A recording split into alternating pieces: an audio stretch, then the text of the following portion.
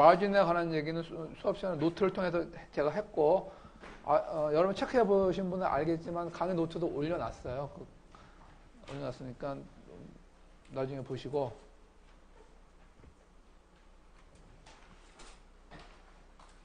그 다음에 이제 옵션 얘기네. 지난번에 조금씩 했죠. 이 부분은 아주 간단하게. 마진 계산하는 거는 숏세일하고 빌려서 투자하는 경우에 마진 계산하는 것을 좀 했었고, 그 다음에는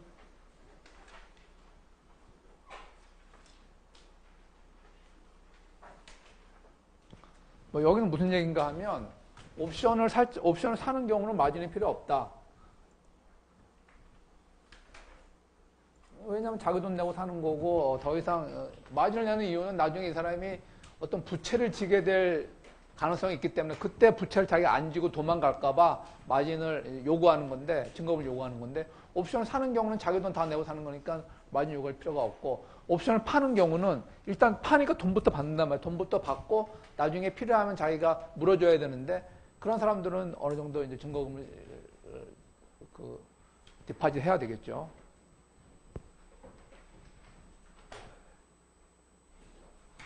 그래서 옵션을 파는 경우에는 마진이 필요하다. 미국 같은 경우에는 이 정도의 마진이 있다.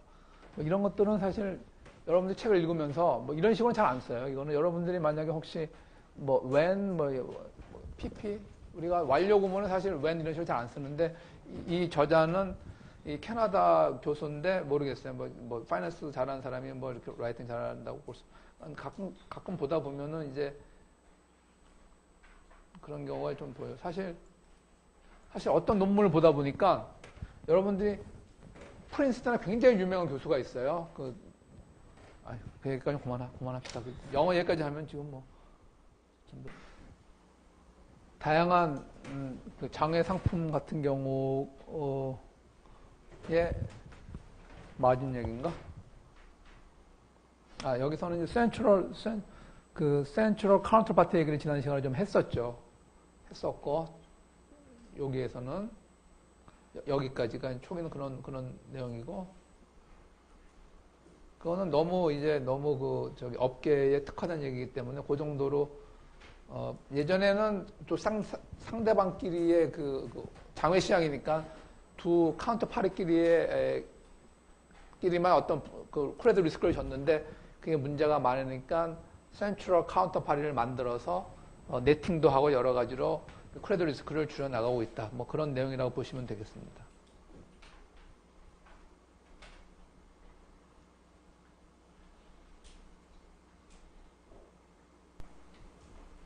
여기 읽다 보면은 이런 표현이 나와요. 한 금융기관이 파산하면 다른 금융기관한테 민폐를 끼칠 수 있다. 뭐 이런 얘기 나와요. 이걸 뭐라고 그런다 그랬어요? 이런 표현은? 시스테믹 리스크라고 합니다. 이 책에서는 그런 표현을 이상하게 아낀 것 같아요. 왜 안 썼는지. 시스테믹 리스크는 이제 경제학자들이 조금 더 자주 쓰는 용어이긴 하지만, 그 다음에는 이제 다양한 이색 파생 상품 얘기입니다.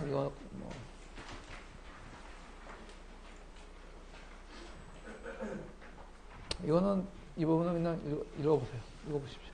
이런 상품들이 존재한다.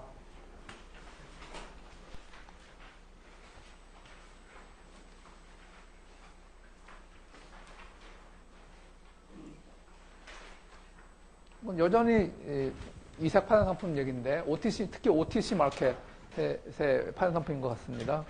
에이시안 옵션은 이런 거예요. 여러분 선물 수업 들어요? 옵션과 선물 수업. 3학년들은 아직 안 들었죠? 선물과 옵션 수업 아직 3학년 1학기니까. 옵션 선물의 기초 상품이 어떤 특정일 주가 이런 것이 아니고 한 기간 동안의 평균 주가 뭐 이런 식으로 설정된 옵션이 있는데, 그런 옵션을 에이시안 옵션이라고 하는데, 왜 에이시안 옵션에 이름이 붙었는가 하면 애초에 일본 회사들이 이 옵션을 사고 팔고 했기 때문에 이런 에이시안 옵션에 이름이 붙었다고 얘기합니다. 무슨 얘기인가 하면 제가 어떻게 썼으면 여기 이렇게 봅시다. 삼성전자만 하더라도 휴대폰을 전 세계에 걸쳐서 매일매일 연중 무휴로 팔고 있다.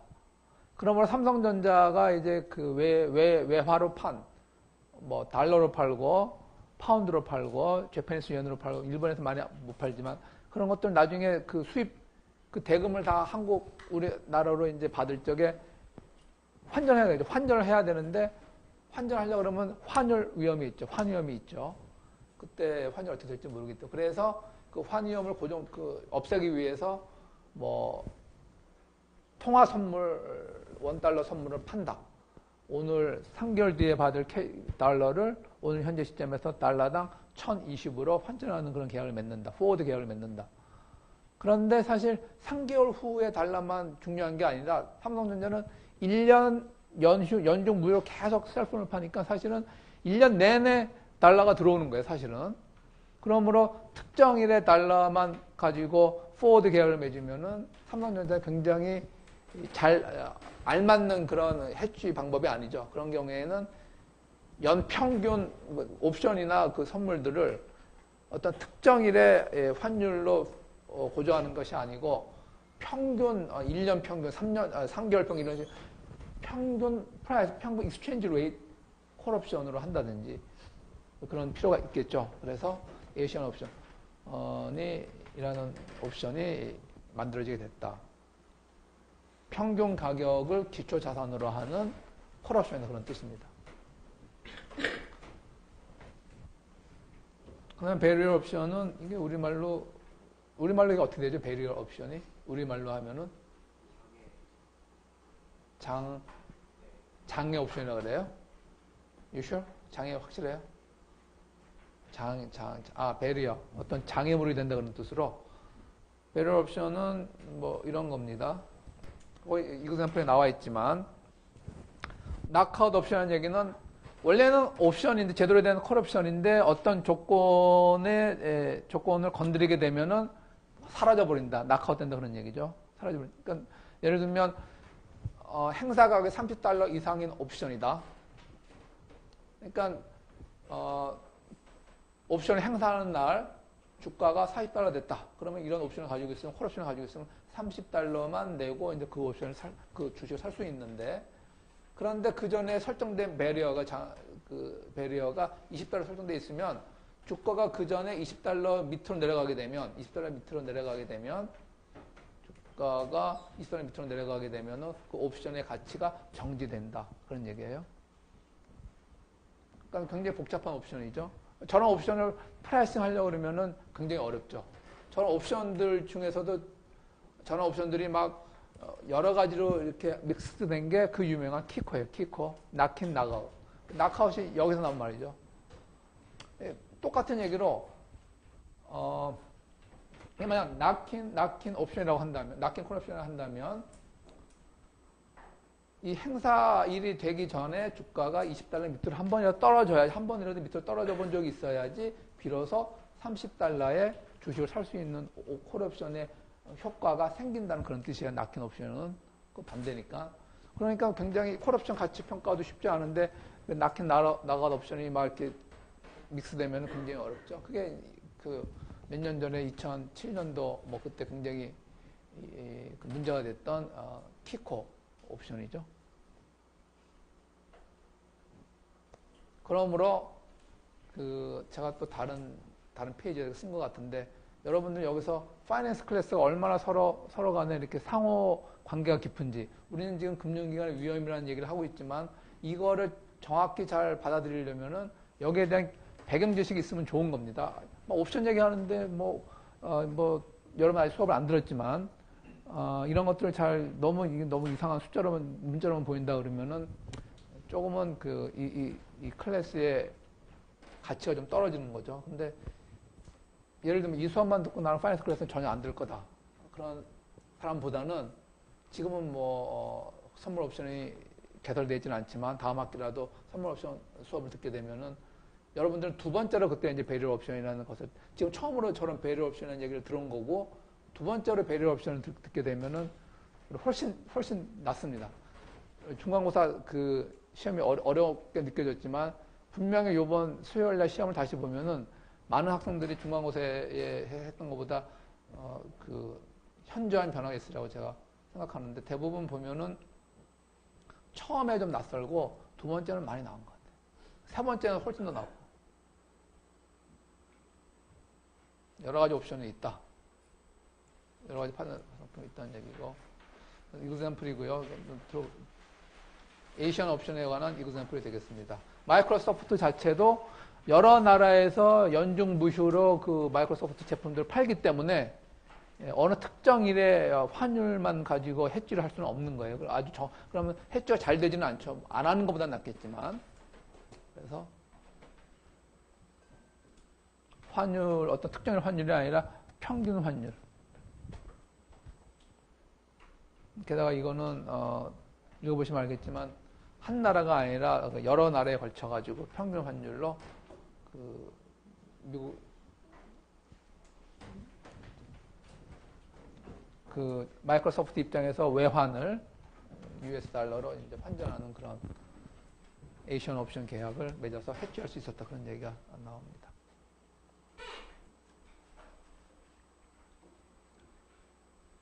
그래서 나오는 얘기가 이런 이색 옵션이 경우에 따라서는 그냥 우리가 알고 있는 아주 일반적인 옵션보다 더 좋은 해지 도구가 될 수 있다. 자기 자신의 니즈에 정확히 맞는 그런 해지가 될 수 있다. 그렇기 때문에 저는 옵션들이 생기게 됐다고 볼 수 있겠죠. 이 프록터 앤 갬블 example은 불필요하게 너무 복잡한 그런 그 파생상품 계약의 예를 든 겁니다. 실제로 소비자한테 정말로 필요한 계약이라고 보기는 좀 어렵지 않은가 그런 좀 약간 잘못된 경우를 예를 든 셈이죠. 여기 나온 얘기가 뱅커스 트러스트가 과연 이 소비자 여기 회사죠 프록터 앤 갬블이 원하는 그런 파생 상품 계약을 제공한 건지에 대해서는 논란의 소지가 있다 그런 표현이 나오죠. 그럼 나중에 이제 이것이 문제가 되면 이런 프록터 앤 갬블이 원하는 어떤 해지용 상품을 만들어서 제공을 했는데 그게 실제 프록터 앤 갬블이 원하는 그런 해칭 니즈에 정확히 맞는 것이 아니고 오히려 뱅커스 트러스트가 어떤 다른 목적으로 만들어서 팔았을 수가 있다. 그러면 문제가 커지는 거고 키커가 정확히 그런 얘기가 되겠어요. 키커는 우리나라 은행들이 자기네들이 맺고 있는 다른 외국계 은행이나 다른 은행들과의 어떤 통화 옵션 계약을 맺었는데 자기네 입장에서 그거를 그대로 자기들이 취한 포지션을 중소기업자들한테 이렇게 넘긴 거예요. 좋은 얘기를 하면서 넘겼겠죠. 이게 굉장히 좋은 환율 해지가 된다 뭐 이런 식으로. 그리고 한동안 아마 그것이 주요해가지고 그 상품을 산 중소기업들이 아마 이익을 좀 본 것 같아요. 그러니까 잘 알지도 못하고 다른 또 일부 중소기업들은 아마도 해지용이 아니라 스페큘레이션용으로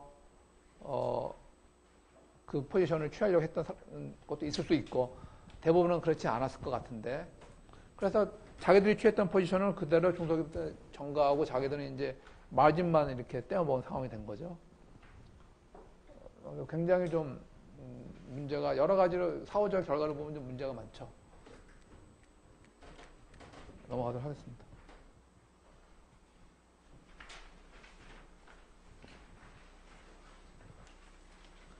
자, 리스크 위험 관리에서 문제점은 자, 우리가 파생 상품 계약을 하는 이유는 기본적으로 스스로 위험을 취해서 돈을 벌기, 자기 자신의 전망에 따라 돈을 벌기 위해서, 혹은 이미 있는 위험을 줄이기 위해서 해주죠. 혹은 거의 완벽하게 위험이 없는 arbitrage profit를 얻기 위해서 이렇게 세 가지 이유가 있는데 여기서 락키라는 말은 굉장히 자주 쓰입니다. arbitrage profit을 얻는다는 것은 그 픽스 해가지고 돈 번다는 뜻이기 때문에 그 픽스라는 표현은 잘 안 쓰고 락킨이라는 표현을 아주 잘 씁니다. 거의 항상 이렇게. 이런 세 가지 목적으로 주된 목적이 파생 상품 거래하는 이유인데 가끔 해지 목적으로 하는 사람들, 해지 목적으로 해야 할 사람들이 자신도 모르게 스페큘레이터가 되는 경우가 있다. 그런 경우 굉장히 많이 있죠. 그래서 그 결과는 비극적이다 뭐 이런 얘기.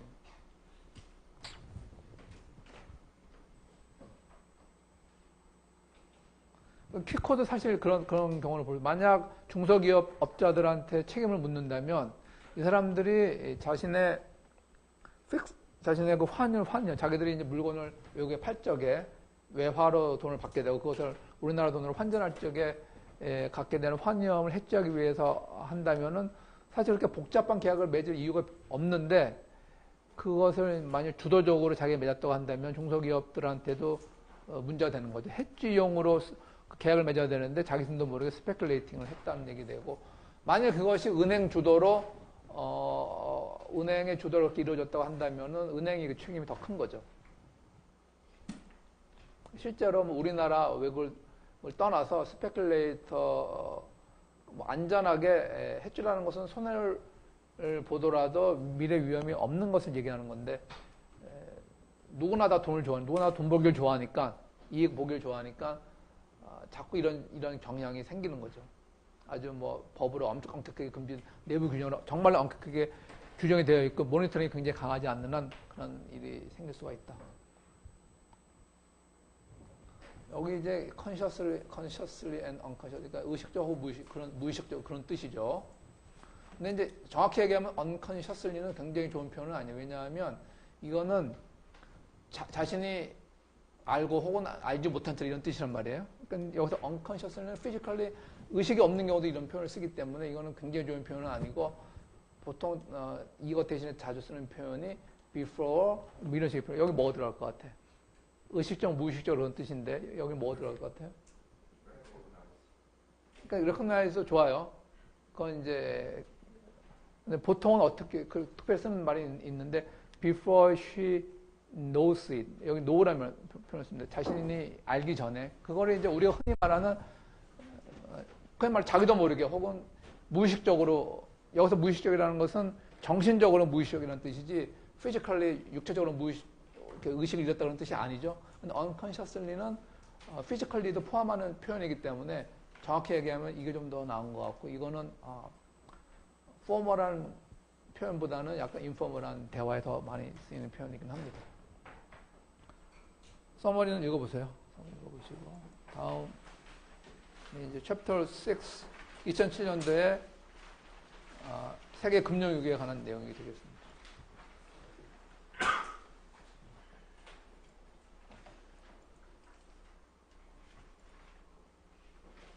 여러분들 잘 기억하듯이 2007년도에 여기 학생인 사람도 있죠. 뭐 남학생들 엄민이 학생이었어? 2007년도 아니지? 아니 대학생. 우리 한양대 학생. 내가 보니까 여러분들이 2005학번이 있다는 게 말이 안 되죠. 2005학번이 있으면 말이 안 되죠.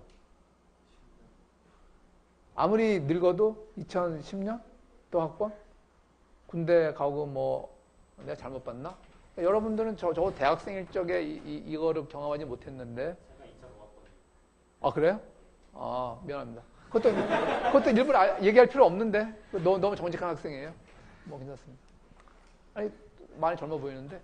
자, 그러면 그때 기억이 좀 이제 나겠지만은 전 세계 미국에서 시작한 이른바 서브프라임 모기지 크라이시스가 전 세계 금융위기가 됐고 그 다음에 그 실물 부분에까지 이제 전가가 됐어요. 다른 나라에 그 가장 큰 위험은 이제 가장 큰 원인은 이제 그 위험 관리의 관행이 그때 너무 이제 개념이 없었죠. 한마디로 우리말로 하면 개념이 없었고 나중에 문제 그 질타를 많이 받아서 새로운 위험 관리 더 강화된 위험 관리 규정들이 만들어진 거죠. 거기에 관한 왜 그런 위기가 벌어졌으며 무엇이 잘못되었는지 그러면서 그 후에 우리가 얻게 된 교훈은 뭐지 그런 것에 대해서 여기서 공부를 하겠습니다. 오늘 챕터 6는 공부를 하게 되었습니다.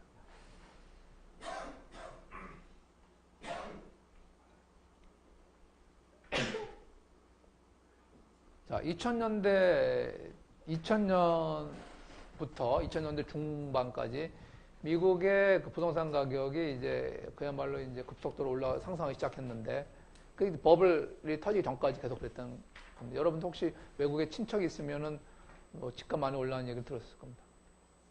그 이유 중에 하나는 이자율이 굉장히 낮았다. 이자율이 굉장히 낮으니까 돈 빌려서 사기가 쉬웠죠.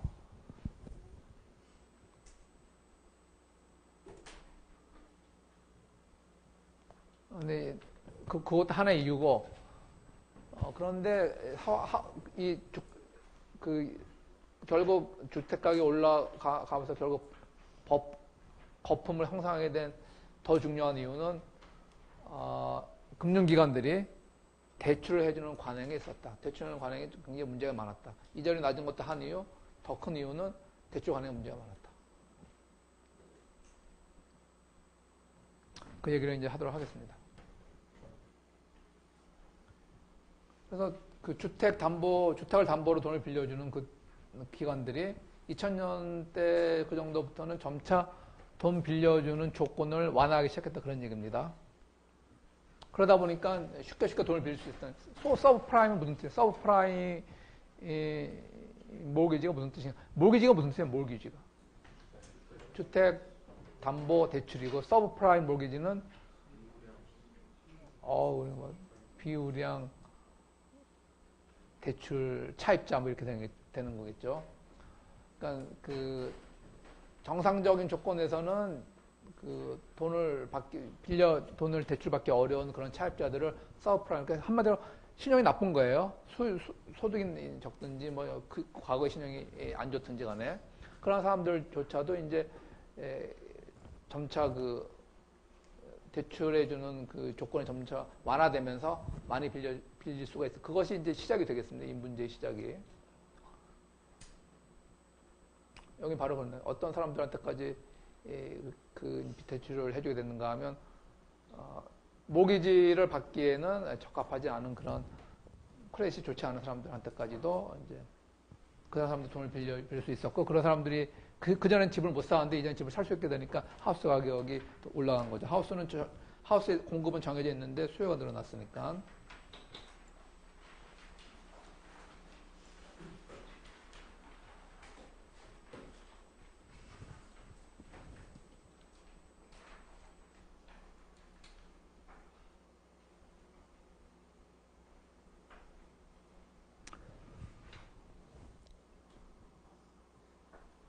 이 과정에서 그 돈을 빌려주는 기관들은 어떻게 돈을 벌 수 있었는가 하면은, 자, 주택 가격이 올라감에 따라서 이미 주택을 갖고 있는 사람들은 모르겠지만 처음으로 주택을 사게 되는 사람은 당연히 굉장히 어려웠겠죠.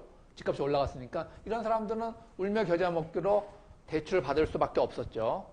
그러니까 주택 가격이 올라가면서 대출에 대한 수요가 더 늘어난 거죠. 그러니까 계속 대출해 줄 수가 있었고, 대출을 해줘도 문제가 없었던 게, 대출을 해줘서 산 집들이 계속 올라가고 있었으니까 담보 가치가 커지고 있기 때문에 계속 이런 식으로 주택 가격이 올라가니까는 처음으로 주택을 구입하는 사람들은 자기 돈을 살 수가 없어서 대출을 받아야만 했고, 대출해줘 금융기관에서 대출해 주면서 그 돈으로 산 주택 가격이 또 올라가니까 담보 가치가 높아졌기 때문에 안심하고 계속 높아지는 주택에 대해서 많은 그 금액의 대출을 해줄 수 있었다, 그런 얘기죠. 그러니까 계속 그런 식으로 서로를 서로를 먹여주면서 이제 진행됐다, 그런 얘기입니다. 그러다 보니까는 계속 이렇게, 그러니까 한마디로 집이 올라가니까, 집값이 올라가니까 예전처럼 까다롭게 대출 할 이유가 별로 없었어요. 집값 자체가 굉장히 좋은 담보 가치가 되기 때문에 설사 신용이 나쁘다 하더라도 나중에 집을 담보로 다시 차압을 하게 되면은 아무 문제 없을 거라 생각을 했겠죠. 그러면서 어떤 조건을 빌려줬는가 하면은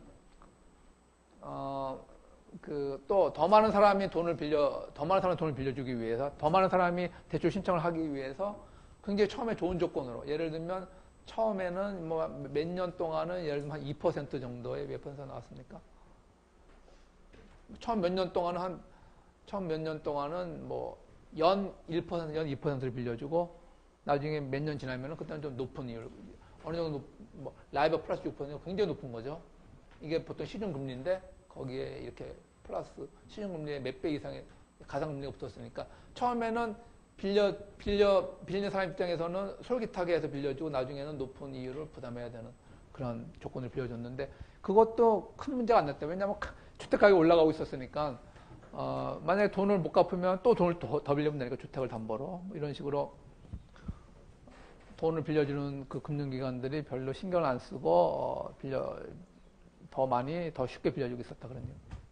그러면 이 전체를 감독하는 금융당국은 왜 이거 손을 떼고 있었는가? 왜 여기서 관여하지 않았는가 하면 그때 미국 정부의 그 기조가 더 많은 사람들이 자기 집을 갖도록 하게 하려는 그런 주택 정책 기조가 있었기 때문에 그다음에 조지 부시 행정부를 기억하는데 이 모든 것들이 이제 대충 들어맞아가지고 그런 것이 문제가 제대로 제기되지 않는 채로 이루어졌다 그런 얘기입니다.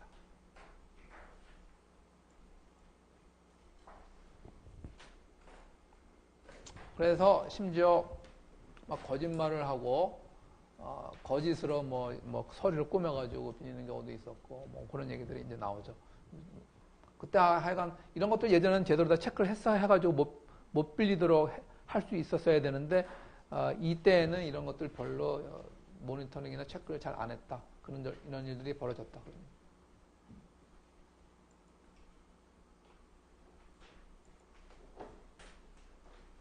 자, 그래서 결국 그 돈 빌려준 사람 입장에서는 자꾸 돈을 빌려서 거기에 해당하는 이자를 받아야지 돈을 버니까 그리고 이제 돈을 쉽게 빌려줘도 그렇게 산 주택 가격들이 자꾸 올라가니까 담보 가치가 올라가서 설사 돈 빌려준 차입자가 망한다 하더라도 담보만 차압하면 충분히 자기 빌려준 돈을 가질 수 있으니까 이 돈 빌려주는 관행이 점차 완화된 거예요. 그 조건들이.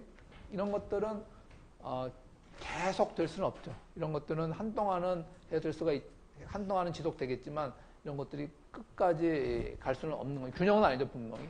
그래서 결국 그러다 보니까 집값은 계속 오르게 됐고 여기 표현대로 모든 거품은 터지게 되어 있어요. 모든 거품. 예를 들면 대학에서 너무 학점들을 잘 준다. 그래서 뭐 우리 학교도 잘 모르지만 F 받은 것 같은 것도 학생들을 위해서 이제 F 받은 그 기록 같은 것도 안 보이게 해주고 그렇게 해왔었는데 요새는 또 그렇게 안 한다고 또 이렇게 정책이 바뀌었죠. 그러니까 그런 것들은 대학교가 여러분들을 갈구려고 그런 게 아니고 다른 대학교들이나 모든 그 정상적으로 생각을 해보면은 그렇게까지 이렇게 정직한 건 아니죠. 그러니까 뭐 그런 식으로 조정이 되듯이 모든 잘못된 거품은 터지기 마련이고 2006년도 중반부터 이제 그렇게 시작됐다 그래요. 그 거품들이 이제 처음에 한꺼번에 터진 건 아니고 자, 뭐 강남 아파트 가격이 뭐 계속 올라갈 수가 있으니까 올라가다가 거품이 한참 올라가다가 꺼지듯이 조금 차츰 꺼지듯이 우리나라는 꺼지는 것을 막 정부하고 국회의원들하고 뭐 모든 힘 있는 사람들이 다 열심히 막고 있지만 미국은 그보다는 자유 경제 시스템이기 때문에 조금씩 꺼지기 시작한 거예요. 한꺼번에 꺼진 거 아니었고. 근데 이 상황은 어떤 상황이었는가 하면 첫 번째, 집값이 계속 오르다 보니까 그렇게 높아진 집값을 살려는 수요가 자체가 이제 처음엔 줄어들었겠죠. 예전에는 어느 정도 올라갈 때까지는 큰 문제 없었는데 강남 아파트가 뭐 20평짜리가 2억 하다가 9억을 하게 되니까 이제는 그 상황에서는 수요가 높지 않은 거죠. 그리고 아까 얘기한 사실은 능력이 없는데 굉장히 초기에 싼 이자율을 적용받는 조건으로 돈을 빌리는 사람들이 초기에 싼 이자율 1%, 2%가 3년 만에 끝났어. 그 다음부터는 라이버 플러스 6%, 막 예를 들면 뭐 7, 8% 이자를 내야 된다면은 자기 능력으로 감당이 안 된 사람들이 많이 있었고 이 사람들이 이제 결국은 이제 파산하고 이제 은행에 집을 차압하고 그럼 은행은 그 집을 팔아야 되니까 집을 사는 수요가 아니라 집을 파는 공급이 늘어나게 되는 거죠. 그래서 차압이 들어가고 이제 주택에 대한 은행이 팔아야 되니까 주택 팔려는 그런 서플라이가 늘어나게 됐다 그런 얘기죠. 이런 것들이 이제 결국 집값을 내려가게 하는 요인이 되었다. 그러다 보니까 이 과정에서 뭐 굉장히 우스운 일들이 많이 벌어졌다고 하는데, 여기 보면은 어떤 몰게지는 굉장히 뭡니까, 용어가 굉장히 다양해요. 여러분들은 뭐 패니 메이, 뭐 주니 메이, 뭐 프레디 맥 이런 얘기 들어본 적 있죠? 네? 제가 MBA 90년대 들어갔을 적에 주니 메이 얘기하면서 왜 그런 식으로 읽어야 되는지 모르겠다고 교수님도 그렇게 얘기하시더라고. GNMA인가? 그 스펠링이? anyway. 자, 어떤 몰게지들은 non-recurse한 조건이다. 이게 무슨 얘기인가 하면 여기 나와 있지만, 만일 그 차입자가 파산하면 돈을 빌려준 은행은 차입자의 그 주택만 다시 되찾을 수 있지, 차입자가 가지고 있는 다른 금융자산이 있다. 돈을 5억 빌려줬는데 이 사람이 이제 디폴트를 선언한 거냐, 이제 못 갚겠다. 그래서 아직 못 받은 돈이 4억 있어요. 4억 있는데, 그러면 근데 그 집을 차압할 수 있는데 집값은 3억밖에 안 돼. 그럼 아직도 금융기관은 못 갚은 4억 중에서 1억이 남아있죠. 그러면 이 사람이 집 말고 이런 다른 금융자산이 2억이 있다. 그럼 그 2억에 대해서 손을 못 댄다, 그런 얘기예요. 그런 얘기입니다. 집은 자기가 금융기관이 뺏을 수 있지만 이 사람의 다른 금융자산이나 혹은 다른 어떤 자산이라도 금융기관이 컨트롤할 수가 없다. 그러다 보니까는 차입자들은 이를테면 공짜로 산 아메리칸 스타일 풋옵션을 가진 거나 마찬가지가 됐기 때문에 이것을 막 원하면 행사했다, 뭐 그런 내용인데, 그거는 제가 설명을 다시 해드려야 될 것 같아요. 무슨 얘기인지. 이거는 파산상품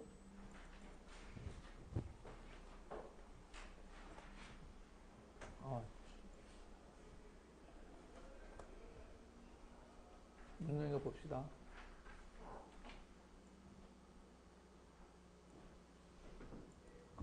자, 여러분이 100달러를 빌려서 집을 샀어요. 여러분 돈 50달러와 은행에서 빌린 돈 100달러를 합쳐가지고 집을 샀어요. 나중에 집값이 90달러 떨어졌어요. 이 상황에서 여러분들이 어떻게 이성적으로 판단할 수 있는가? 그러면 여러분들이 만약 이 집을 그대로 가지고 있으면, 여러분들 은행에 빌린 100달러 부채가 있고, 그 부채로 집을 샀는데 지금 현재 여러분들 지난번에 50달러 들어간 건 완전히 다 썬크 커스트, 이미 과거 일이 돼버렸고, 그 결과 여러분들은 이 집을 자산으로 가지고 있는데 집값은 90달러예요. 그러므로 이러한 집과 이러한 부채를 가지고 있어요. 이러한 자산과 이러한 부채를 가지고 있으면은 여러분들 순수 이 집의 가치는 마이너스 10달러죠. 여러분들 순수한 그 가치는 이런 자산과 부채를 상계해버리면 지금 현재 10달러 마이너스인 상황인데, 만약 여러분들이 이 집이라는 자산과 은행에 있는 부채를 동시에 포기해버리면, 두 개를 모두 포기해버리면은 두 개 다 없어져 버리니까 여러분들의 넷워스는 상계해버리면 제로가 된다, 그런 얘기죠. 자산과 부채를 가지고 있으면은 자산 90달러, 부채 100달러에서 순수한 가치는 10달러 마이너스인데, 만약 자산과 부채를 모두 포기해버리면, 모두 떨어뜨려 여러분들 도망갈 수 있다면은 여러분들 순수한 가치는 제로 된다는 그런 얘기니까, 여러분 입장에서는 두 개 다 포기하는 게 낫다, 그런 얘기예요. 그러므로 여러분들은 왜 이렇게 시끄러네. 여러분들은 이 집을 포기하는 게 낫다. 파산을 선언하고 집도 포기하고 그 대신 은행에 갚아줘야 될 100달러도 안 갚으면은 여러분들은 두 개 모두 갖고 있는 것보다 나은 거예요. 여기까지는 이해되죠?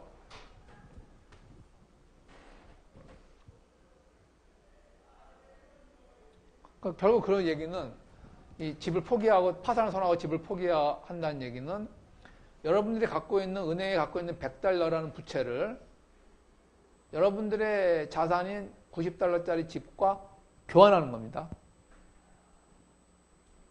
이걸 또 다른 말로 하면, 여러분들의 집은 지금 90달러밖에 안 되는데 100달러를 받고 파는 거예요. 왜냐하면 100달러가 부채가 있었는데 없어졌다는 얘기는 뭡니까? 결국은 이 90달러짜리 집을 100달러를 받고 팔아서 그 부채 갚는 데 썼다는 얘기가 똑같은 얘기죠. 그전에는 90달러 자산 100달러 부채였는데 파산을 선언하고 은행에 빚도 안 갚고 집도 포기하면 결국 90달러짜리 집을 100달러에 팔고 손 딱 떼는 거나 마찬가지죠. 그러므로 이 상황은 무엇과 유사한가 하면 여러분들이 어떤 풋옵션을 가지고 있는데 풋옵션은 뭡니까? 어떤 자산을 특정 가격에 팔 수 있는 조건이 있는 옵션이죠. 여러분들이 원한다면 어떤 풋옵션을 가지고 있는가 하면은 100달러의 행사 가격이 100달러에 팔 수 있는 그런 풋옵션이에요. 대상은 뭡니까? 그 기초 자산은 바로 그 집이 되는 거죠. 이 집에 대해서 100달러에 팔 수 있는 풋옵션을 가지고 있다가 이제 집값이 100달러보다 떨어지니까 이 집을 100달러에 파는 풋옵션을 행사한 거나 마찬가지다. 그런 얘기죠.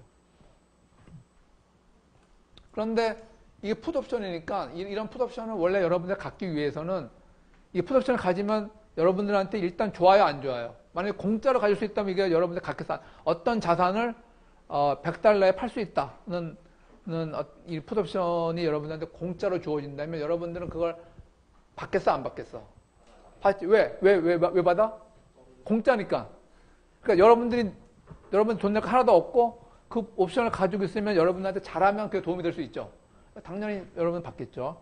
그러니까 이런 풋옵션은 만약에 정상적인 상황에서는 돈을 주고 사야 돼요. 그게 설사 1달러밖에 안 된다 하더라도. 마치 로또 맞을 확률이 굉장히 작지만 로또가 가격이 0이라면 그거 여러분들 받겠어요, 안 받겠어요? 다 받지, 그죠? 그러니까 로또의 가격은 그 확률이 아무리 작아도 0이 될 수가 없는 거야.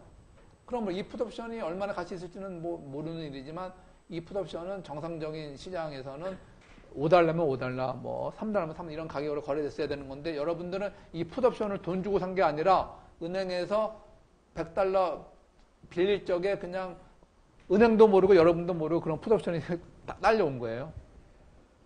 만약 여러분들이 망하면 은행이 끝까지 그 집뿐만이 아니라 그 집뿐만이 넌 리콜스가 아니고 리콜스를 할 수 있다. 그 집뿐만이 아니라 여러분들 다른 자산까지도 다 찾아가지고 뺏어낼 수 있다면 이 100달러의 라이어빌리티를 집에서 90달러를 이제 찾고 나머지 여러분 자산 중 10달러까지 끝까지 다 뺏었겠죠, 은행에서. 살 수 있다. 그런데 이건 넌 리콜스 조건이기 때문에 다른 자산에 대해서는 손댈 수 없는 상황이기 때문에 그렇다면은 이 차입자들은 공짜로 얻게 된 아메리칸 스타일 풋옵션을 가진 거나 마찬가지다. 왜 아메리칸 스타일입니까? 아메리칸 스타일은 언제든지 행사할 수 있는 거로 배웠죠. 그러니까 언제든지 자기가 원하는 시점에 파산을 선언하면 되는 거야.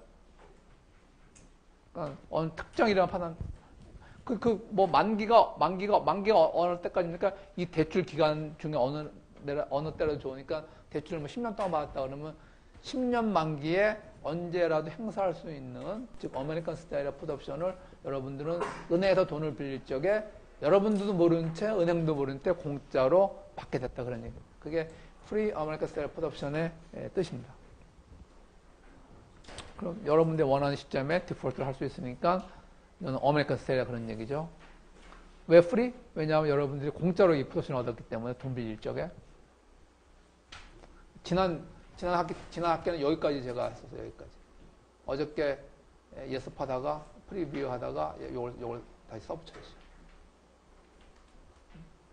그래서 지금 우리는 금융기관의 위험 관리를 얘기하고 있는데 여기서 어떤 사람은 풋옵션 얘기하고 그러면은 굉장히 컴포터블하게 생각하고 어떤 사람은 뭐 풋이 뭐고 아메리칸이 뭐고 뭐 그런 사람들은 이제 스트레스 좀 받는 거죠. 그러니까 파이낸스 클래스는 서로 이렇게 연결이 되어 있어요. 연결이. 용명, C 연결되어 있는데 너는 파이낸스 클래스는 최소한대로 들으려고 노력하고 있는 소새끼지. 놈이 더 스케일이. 용명 파이낸스 클래스는 별로 안 들었지. 그런데 이 수업을 듣는 거는 저 교수님이 학점을 터프하게는 주지 않을 거라는 그런 말도 안 되는 생각을 가지고 듣고 있는 거야, 그러면? 그건 아니고, 농담이고.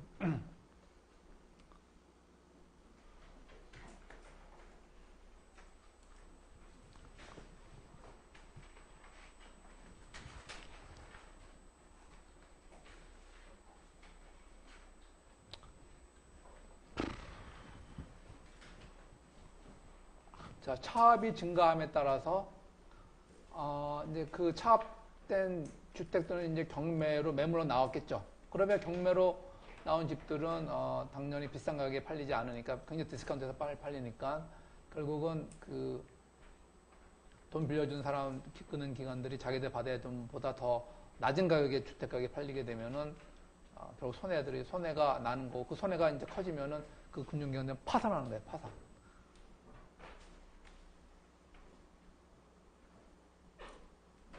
여기 그런 설명이 나와 있죠. 경매로 들어간 집들은 당연히 그 사람이 살지도 않고 당연히 집 그 컨디션이 굉장히 나쁜 상황이었기 때문에 당연히 경매로 내놓게 된 집들은 굉장히 많은 디스카운트에서 팔리기 때문에 원래는 웬만하면 75% 정상 가격에 75% 정도의 로 팔릴 거라 생각을 했는데 심지어 최악의 경우에는 뭐 25%만큼 4분의 1의 가격을 팔리는 가격도 있었다. 그거는 어떻게 얘기하면 다른 말로 얘기하면은 집값이 너무 부풀려 있었다고 생각할 수도 있습니다. 예를 들면 집값 자체는 3억밖에 안 되는데 한 5년 동안 집값이 너무 올라서 10억에 이제 까지 올라갔다가 나중에 경매에서는 뭐 2억 정도에 팔릴 수 있습니다. 뭐 그런 얘기가 되겠죠. 아무튼 이런 과정을 거쳐서 손해가 심화됐다.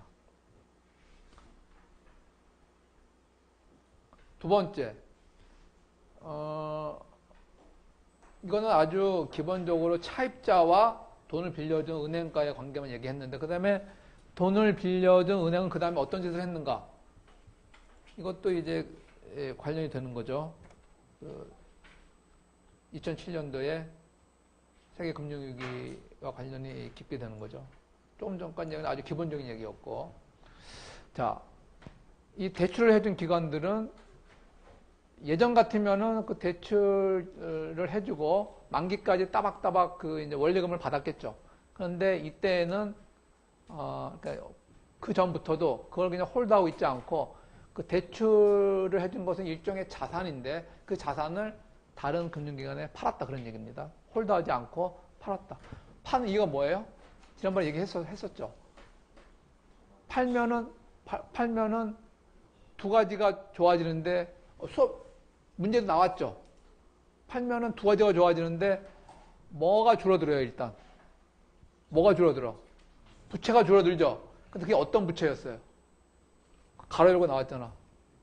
무슨 블랭크 데트가 나왔잖아. 리스크 데트. 자, 이 주택 대출은 차입자가 안 갚을 가능성이 있으니까 이게 리스크 프리 데트가 아니라 당연히 리스크 데트죠. 그러니까 위험한 부채가 줄어드니까 은행 입장에서는 위험한 부채가 많을수록 자본을 많이 쌓아놔야 되는데 위험한 부채가 줄어드니까 자본을 더 프리하게 은행에 쌓아두지 않고 더 그 대출할 수 있는 길이 생긴 거고 뿐만 아니라 그거 팔면서 그 대출 자산들을 팔면서 캐시가 들어오니까 그걸 이용해서 다시 또 그래서 그 답은 캐시입니다. 캐시. 리스크 데트가 줄어들고 뭐가 더 많아졌는가 하면 캐시 투 랜드. 여러분들 중에 뭐 리퀴더티 파셜 부분 점수 줬어요. 그리고 펀드도 부분 점수 줬고 비슷하게 사람들 다 부분 점수 줬습니다. 펀드는 조금 많이 준 것 같기도 하고 리퀴더티도 뭐 말되는 건데 제가 정확히 원했던 거는 왜냐하면 우리 수업 시간에 그런 캐시 이렇게 어카운트로 막 그리면서 했었죠. 마치 안 했던 것처럼 뭐 했어요 안 했어요? 이런 거 했었잖아. 이거 아니고 이건 뭐였니? ETF 얘기고 안 했나? 캐시 막 들어오고 그런 건 안 했어. whatever. 하여튼 캐시 정답은 캐시고 리퀴디티 펀드 이런 건 부분 점수. 이 과정을 이거 언제 했는가 하면 디스트리뷰트 오리지네이트 이런 표현에서 대출하는 이유가 대출금을 대출함으로써 프라이스 얻으려는 게 아니라 대출하고 바로 다시 팔고 그래서 돈 벌려고 하는 그런 얘기를 분명히 했었죠 그 전에. 이런 과정을 이거를 이제 다른 회사에 팔아서 이 회사들은 여러 가지 그 금융 상품을 또 만들었다. 이 전체 과정을 이름하여 시큐리타이제이션이라고 한다. 증권화라고 한다. 근데 그 증권화에 관해서 조금 더 자세한 설명이 이제부터 나오는 겁니다.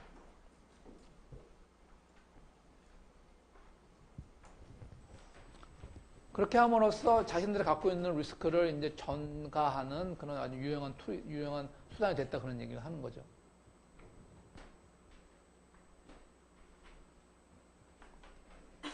이 과정이 이제 돈도 벌면서 자기들이 갖고 있는 위험한 자산에 대해서 그거를 이제 그 리스크를 다른 금융기관에 전가하는 그런 유용한 툴이 됐기 때문에 이 전체 시큐리타이제이션에서 가장 그 밑을 관통하는 가장 중요한 정신이었다 그런 얘기가 되겠습니다. 그러면 이 시큐리타이제이션 자체도 하우싱 버블을 만드는데 일조했는데, 자, 은행 입장에서는 대출해준 다음에 그거를 5년 만에 대출해줬다. 그럼 5년 동안 킵하고 있는 게 아니고 그거를 대출하자마자 팔면은 돈이 생기면서, 그러니까 5년 동안 벌 돈을 만약에 이걸 3개월 만에 팔아버리면은 3개월 동안에 이미 벌고 5년 동안 3개월에 몇 번 있어요? 3, 4, 5, 20, 4, 5, 20. 20번의 그런 그 투자를 할 수 있는 기회가 생기는 거죠. 그걸 5년 동안 갖고 있으면 한 번밖에 안 되는데. 자, 그러니까 은행 입장에서는 대출할 적에 어떤 것이 중요했는가 하면, 이 사람한테 대출해 줄 적에 이 사람이 과연 우리가 생각하는 충분한 신용도 있는 사람, 이걸 물어보지 않고 이 사람들이 금융기관에 주목했던 거는 이거 대출해줘가지고 이 대출 자산을 만든 다음에 이거를 다른 사람한테 팔 수 있을까 없을까, 이것만 봤다 이거예요. 이것만 오케이라면 그냥 약간 신용대 위험이 있다 하더라도 그냥 바로 대출해주고 또 바로 그걸 팔아서 돈 챙기고, 돈 챙긴다는 얘기는 그 상황에서 약간의 마진이 있는 거죠. 뭐 저는 이제 어저께 이거 읽다가 이런 느낌 들었어요. 이런 식으로 계속 하다 보니까는 이른바, 이게 무슨 표현 같아? 밤 패싱 게임이라면 우리말로 하면 뭐야? 에? 폭탄 돌리기죠. 폭탄 돌리기. 그런 얘기죠. 계속 그런 얘기입니다. 그러므로 주택자금을 대출해 줄 적에 사실은 가장 중요한 거는 그 뭡니까? 그 사람의 신용도, 소득 이런 것도 중요했는데, 여기서는 당시로서는 담보 대출해준 돈이 집값에 비해서 얼마만큼 몇 퍼센트를 차지하는가. 집값 자체가 비싸기 때문에 론도 많이 빌려주지만 집값 자체가 높기 때문에 이 비율은 상대적으로 낮아 보일 수도 있는 거죠. 이 집값이, 그러나 론은 픽스된 거고 5억 빌려주는데 지금 집값이 7억이다. 이 7억은 사실은 내일 뭐 더 떨어질 수도 있는데 그런 생각 자체는 안 했으니까 현재 집값이 7억인데 5억 빌려주는 거 오케이 이렇게 빌려준다 그런 얘기죠. 그리고 물론 차입자의 어떤 그 신용 점수도 필요했는데 감안을 했는데, 이 신용 점수라는 것이 뭐 사실 이렇게 제대로 정확히 작성된 것이 아니다. 뭐 그런 얘기가 나옵니다. 뭐 엉망이다 그런.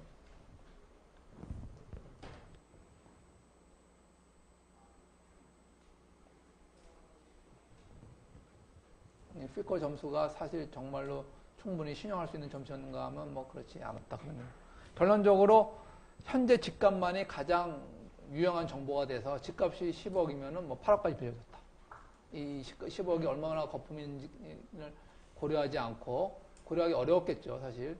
두 번째로, 집값 외에 다른 이 사람의 소득이라든지 다른 신용도를 잘 봤어야 되는데, 뭐 그거 볼 필요가 없는 게, 이 사람한테 돈을 빌려줘, 그걸 3년 동안 그 만기까지 계속 받으려고 그러면 봐야 되겠지만, 그 사람한테 5억을 빌려줬어. 5억을 빌려주고, 그거를 5억 5천에 다른 금융기관에 넘기니까, 뭐 이 사람의 신용도를 철두철미하게 조사할 필요가 없는 거죠. 아무도. 또 두 번째 받은 금융기관도 또 자기들이 다시 되팔 수 있는가, 조금의 마진을 남기고.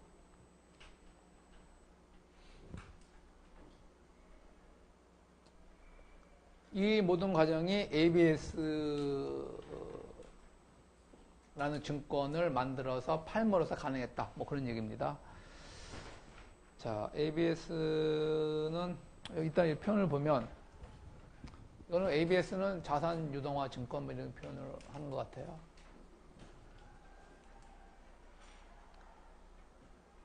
이 ABS라는 증권은 어떤 증권을 얘기하는가 하면, 특정 금융 자산으로부터 들어오는 캐시플로우로부터 만들어진 일종의 증권이다.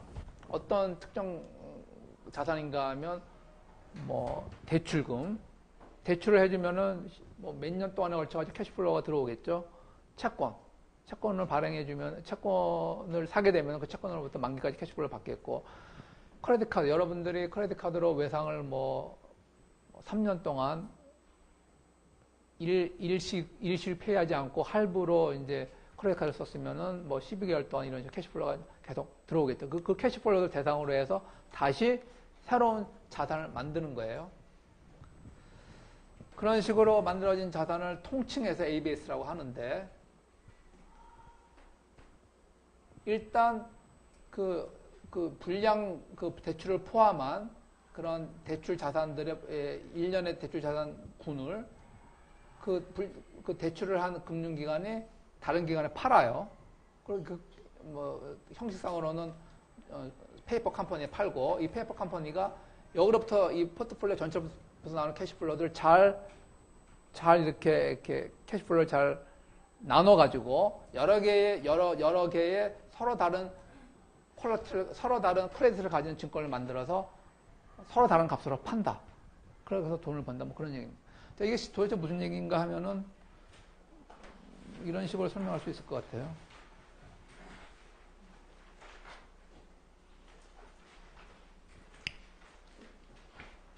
이를테면 이렇게 설명할 수 있다. 그런 얘기입니다.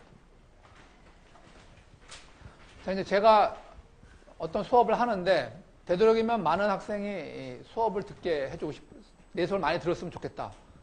그런데 내가 애들한테 줄 수 있는 학점은 제한되어 있다. 그런 얘기. 예를 들면 모든 학생 중에 6분의 1은 무조건 A+, 6분의 1은 A0. 그래서 C0부터 A 플러스 1까지 정확히, 그러니까 6분의 1씩, 이게 이제 A, B, C니까 각 학점당 플러스 제로가 있으니까 모든 학생들의 6분의 1은 A+, 6분의 1은 A0. 이런 식으로 정확히 유니폼 디스트리뷰션으로 이제 줄 수밖에 없는 이런 조건 하에서 학점을 잘 주고 싶어 잘 줄 수가 없는 거예요. 이런 상대평가가 있기 때문에.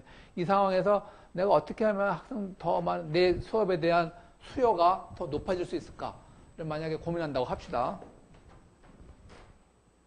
그러면 이 전체 그 학점 풀을 생각한다면 6명의 학생만 생각한다면 이런 식이 되겠죠. 얘네들의 학점을 다 합치면은 이제 이렇게 된다 이 말이에요. 그리고 이것들의 평균 학점은 3.25가 된다. 그러므로 나는 만일 평균 학점이 3.25가 되게 이것이 이제 그 수업 설강 과목의 조건이라고 한다면 기존처럼 이렇게 해서 학점을 주는 식으로 수업 강의 계획서를 쓸 수도 있고, 두 번째는 어떻게?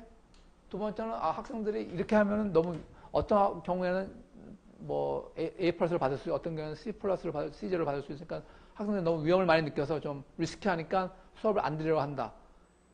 그런데 만일 모두 이 전체적으로 평균 3.25를 모든 학생들한테 골고루 준다고 하면은 물론 능력 있는 학생들은 이런 수업을 덜 듣려고 하겠지만 심리적으로 이런 학생들이 이런 학점을 더 염려하는 사람들이 더 많다고 한다면 이런 식의 시스템으로 나는 학점을 주겠다. 그냥 수업 열심히 참여하고 뭐 시험 형식적으로라도 본다면 다 똑같은 학점을 주겠다 한다면 이 클래스에 대한 수요는 더 높아질 수 있어요. 만약 이 클래스가 상품이라면 이 클래스를 더 비싸게 주고 팔 수 있다 그런 얘기예요. 한마디로. 이런 식으로 클래스 시스템을 그레이딩 시스템을 바꿔서 내 클래스를 팔 수도 있고 더 비싼 가격에. 예를 들면 이런 클래스 들을 적에는 사람들이 별 관심이 없는데 이 클래스는 뭐 디맨드가 높아서 학생들끼리 서로 뭐 이렇게 거래를 하면서 웃돈을 줘야지 이 클래스를 뭐 예를 들을 수 있다. 그러면 그게 바로 이제 이 클래스를 비싸게 파는 셈이 되는 거죠. 뭐 이렇게 꼭 할 필요도 없고 또 다른 식으로 또 그레이딩 시스템 만들 수도 있다. 예를 들면 이런 식으로. 그러니까 비교적 높아 보이는 학점을 3분의 2 정도 배치하고 꽤 낮은 학점을 이제 2개 배치하면 대부분 학생들이 만약 난 뭐 3분의 2 정도에는 들 수 있겠다 하는 학생들이 더 많다면 애초에 이 시스템보다 애초에 이런 시스템보다 이렇게 설계했을 적에 학생들의 이 수업에 대한 수요가 더 높아질 수도 있다. 그럼 사실 다 똑같은 실체는 평균적으로 토탈 해봤자 언더라잉 에셋은 19.5라는 숫자로 동일한 거예요. 단지 어떤 식으로 분배하는가에 따라서 학생들의 이 수업에 대한 디맨드가 높아질 수가 있고, 디맨드가 높아진다는 얘기는 더 많은 프리미엄을 주고 그 클래스를 등록하려고 애쓸 수 있다. 그러니까 만약에 시장이라고 한다면 더 많은 돈을 주고 그 수업을 들으려고 하겠다 그런 얘기. 뭐 이런 식으로 또 다른 클래스 그레이딩 시스템을 만들어서 팔 수가 있는데, 이 모든 것들을 이름하여 우리는 ABS라고 할 수가 있다. 기본 자산은 이거였어. 기본 자산은 뭐였습니까? 기본 자산은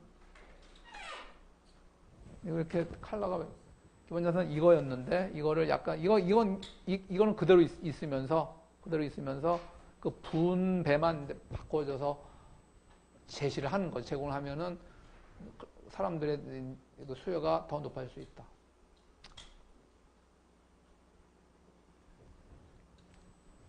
이때 그 기본 자산으로부터 뭐 이런 식으로 4.5를 3분의 1, 3.5를 3분의 1, 그리고 나머지는 좀 점수 많이 낮은 거 3분의 1 이런 식으로 배정해서 팔 수가 있을 적에 파는 경우에 뭐 이런 것은 굉장히 사람들이 이러한 퀄리티를 가진 상품은 시장에서 굉장히 좋은 상품으로 인식이 되는 거고, 그렇지 않은, 그거보다 좀 낮은 것은 이제 좀 낮은 등급의 상품으로 인식이 되는 거고, 뭐 이렇게 된다는 얘기죠.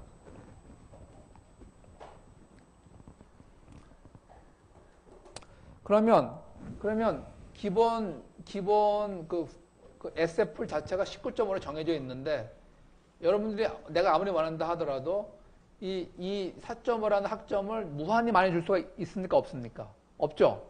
그런데 마치 무한히 많이 줄 수 있는 것처럼 보이게 하면서 금융기관들이 높은 신용 등급을 받은 그 자산이라고 하면서 팔았다는 거예요. 그래서 사람들이 사실은 여기서는 뭡니까? 여기서는 4.5가 3분의 1 정도밖에 안 돼. 이 중에서 약 반 정도를 4.5를 팔았다든지, 정확한 내용은 지금 굉장히 간단한 경우지만 굉장히 복잡한 금융상품의 경우에는 도대체 어느 상품이 어느 정도의 가치가 있는지 아무도 모르기 때문에, 그리고 신용평가기관이 AAA라고 신용 등급을 해줬기 때문에 그게 가장 중요하므로 투자자들은 그냥 그것만 보고 눈먼 돈이 그냥 이렇게 투자할 수 있었다 그런 얘기죠.